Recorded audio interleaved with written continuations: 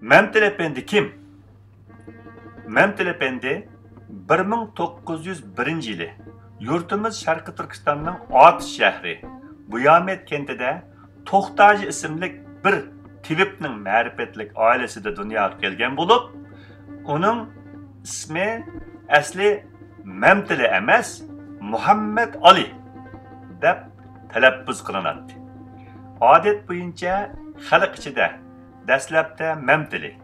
va keyincha Memtil Efendi yoki Tavfiq deb tanilgan bu ulug' zot dunyoga ko'z ochgan zamondan tartib toki bu dunyodan ketganga qadar bo'lgan muddat ichida Sharqi Turkiston xalqi Manchu va keyincha Xitoylarning hukmronligi ostida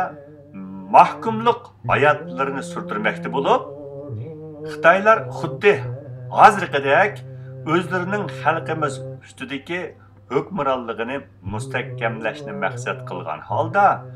yurtimizda yillardan beri uzluksiz holda yurgizmoqda bo'lgan har xil shakldagi oldash, bo'lib idora qilish, o'ltirish, tutqun qilish, tahdid bilan qo'rqitish,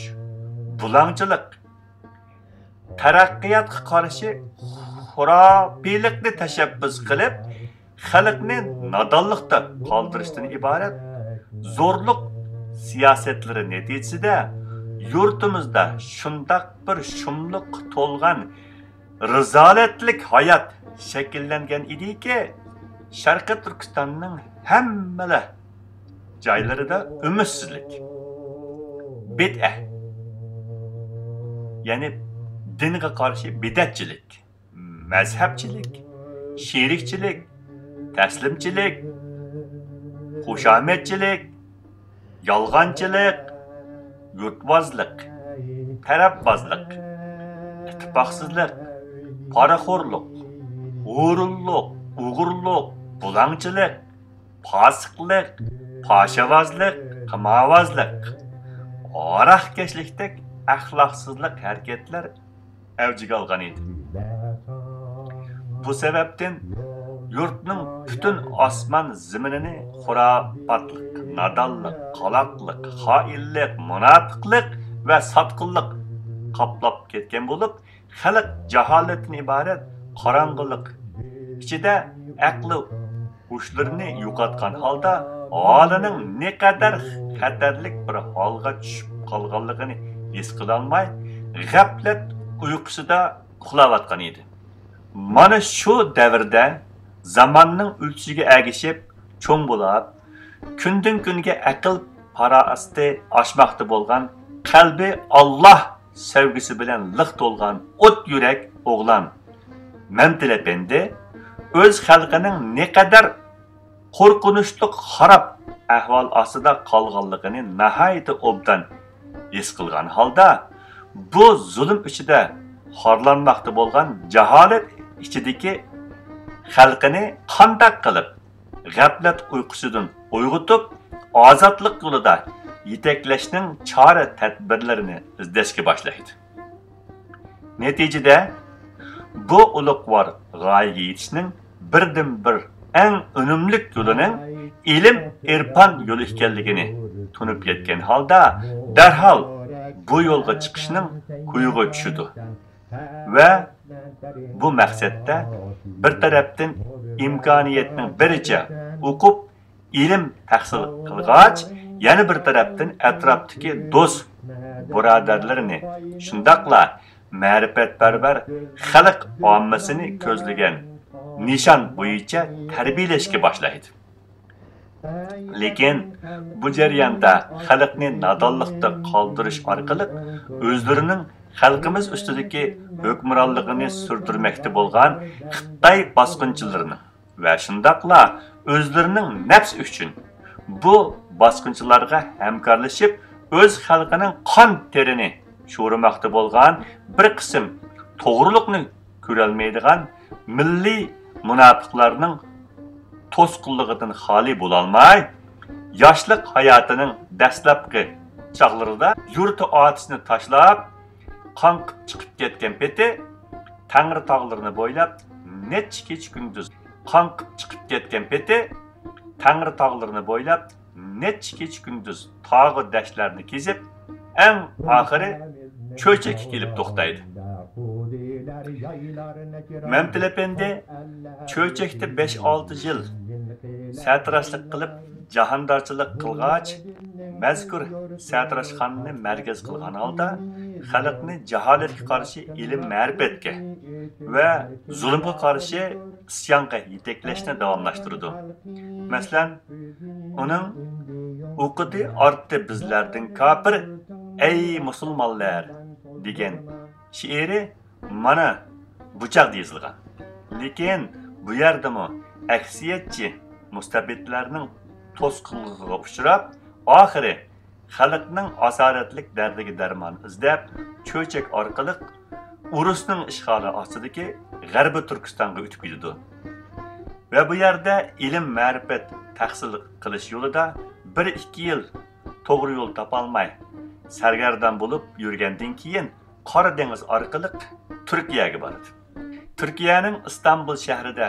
5-6 yil o'qib, vatan millatning ozodligi uchun lozim bo'lgan bir qism asosli bilimlarni olgandan keyin Hoca Niyaz rahbarligida Xitoyning zulmiga qarshi Qumulda portlagan qo'zg'olonning turtkusi ostida butun mamlakat bo'yicha vujudga kelgan Sharqiy Turkiston ozodlik inqilobiga uzundan beri o'zi orzu qilib kelayotgan ilm ma'rifat yo'li bilan bir kishilik has qo'shmoq uchun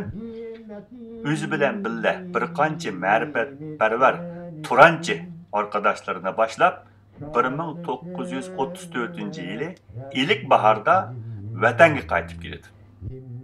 Ammo minglarcha afsuski, Mamtil Efendi arkadaşları bilan ming bir mushaqqatlarni yengib vatanga yetib borgacha 1933-yili 11-oyning 12 kuni 100 minglarcha xalqning qon teri bedeliga 6 oy avval Sabit Damullamning rahbarligida Qashqarda qurilgan Sharqiy Turkiston Islom Jumhuriyatining har tarafdan qilingan hujumlar natijasida puttirab turolmay yiqilishi bilan xalqqa umid bag'ishlagan heliqi mustaqil Sharqiy Turkiston davrimi yo'qotilib tugaydi va Urusning dastigi bilan Shingshise degan bir Xitoy yurtimizga hukmronlik qilishga boshlaydi. Shundaqdimi yana Mamtil Efendi boshchiligidagi yurtimizga ma'rifat urug'ini chachmoq uchun minglarcha kilometrlik mushaqqatli musofirlarni besib Turkiyadan kelgan aydinlar qo'shuni yanala umidvorlik bilan o'zlarining ko'zlagan manzilga yetish yo'lida yuzlanadigan xatar va to'solg'iliqlarni ko'z oldiga olgan holda burunq plani bo'yicha butun Sharqiy Turkiston bo'yicha ma'rif inqilobini boshlashga qaror qildi. Va bu inqilobni Mamtil Efendi sabdoshlari bilan o'zining tug'ilib o'sgan yurti otishni markaz qilgan holda boshlaydi. Natijada 1934-yildan 1937-yilgacha bo'lgan 3 yil ichida tizdan xalqni safarbarlikka keltirib, ostini otishning 24 kentida 24 maktab echish orqali ma'rifatning urug'ini otishga chachidi va otishda barpo qilingan ma'rifat yolqinining uchqunlari butun Sharqiy Turkistonda chaqnashga boshlaydi. Garchi Shingshise tarafidan yurgizilgan zo'rliq siyosatlar ostida yurtda bir mazgil nisbiy muqimlik barpo qilinib, yurtning siyosiy vaziyatida alohida o'zgarish bo'lmagan bo'lsa-mu, lekin 1937-yili bahor faslida milliy askariy qo'mondon Mahmud Muhidinning Urus va Xitoylar tarafidan bulunga qavilib, natijada Kashmir orqali hijrat qilib vatanni terk etishi neticesida maydonga kelgan siyosiy bo'shliqdan foydalangan Shin hukumat doiralari Mahmud Muhidi himoyasi ostida otishni markaz qilgan holda yurtni zilzilaga solmoqda bo'lgan usuli jadid va yoki oqartish harakatidan iborat Mamtili Efendi boshchiligidagi yurtning ozodligi yo'lida kundan kunga avjiga olmoqda bo'lgan Ma'arif inqilobining aybisidan hurkib 1937 yili bahor faslining dastlabida Mamtili Efendini otish va Qashqar atrofidagi bir qism sabdoshlari bilan tutqun qilib, Qashqar Yorbaq turmusiga olib borib hapis qildi. Uzun o'tmay 1937 yili 5-oyning 30-kuni Mamtili Efendi o'zi va sabdoshlari tutqun qilinmoqda bo'lgan Yorbaq turmusida shu davrdagi Gomindangdan iborat Xitoy bosqinchilariga vakolatan yurtimizga hukmronlik qilmoqda bo'lgan Jallod Shinsi va uning birdan-bir destekchisi bo'lgan Stalinning himoyasi ostidagi Qodiroji, Mavlanov va Ishoqbek qatorliq milliy munofiqlarning qonliq qo'li orqali 500 ga yaqin sabdoshlari bilan birga umumiyuzlik vahshiylarcha qatl qilinib, jasadlari ko'ydirilib tashlandi. Gerçi hozirgacha bundan 81 yil avval Yorbaq turmusida yuz bergan bu umumiy qirg'inchilik voqeasining kelib chiqishiga sababchi bo'lgan asosli omillar ko'p sondagi xalqimizga ayon bo'lgan bo'lsa-mu, lekin Mamtili Efendining haqiqiy obrazi Xitoy hukumatining yurtimiz Sharqi Turkistonda yurgizmoqda bo'lgan zo'rliq siyosati ostida niqoblanib kelmoqda bo'lib, uning haqiqiy kimligi avam xalqqa hozirgacha ayon bo'lgani yo'q. To'g'ri. Bu yerda shu nuqtani alohida ta'kidlab o'tishga arziydiki, u bo'lsa-mu 1980-yillardan boshlab bugungi kunga qadar bo'lgan muddat ichida Mamtili Efendining hayoti to'g'risida nurg'un asarlarning yozilib nashr qilinishi natijasida xalqimizning ustoz Tevfik haqidagi hukumida alohida ilgirlashlar hosil qilindi. Lekin bu yerda mening demoqchi bo'lganim Xitoy hukmronligi ostidagi yurtimiz Sharqiy Turkistonda xalqimizning erkin so'zlab,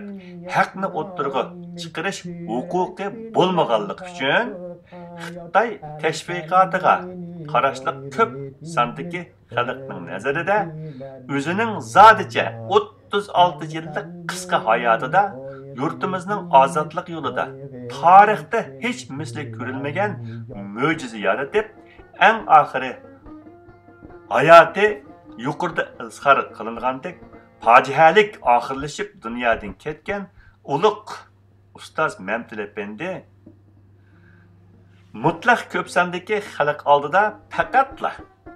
Xitoy Kompartiyasining rahbarligidagi atalmish hozirgi zamon ma'arifining sardori degan burmalangan bir puchak ta'bir bilan tunilib kelmoqda. Aslida ustoz Tevfik zodicha ma'arifchi bo'lib qolmasdan, aynı zamanda ma'arifni asos qilgan holda ilm irfan yo'li bilan xalqimizni milliy ozodlikka yetaklash yo'lida butun borlig'ini bag'ishlagan bir inqilobiy rahbar bo'lib, uning 36 yillik hayotining har bir daqiqasi mana bu xalqimizni qulluqdan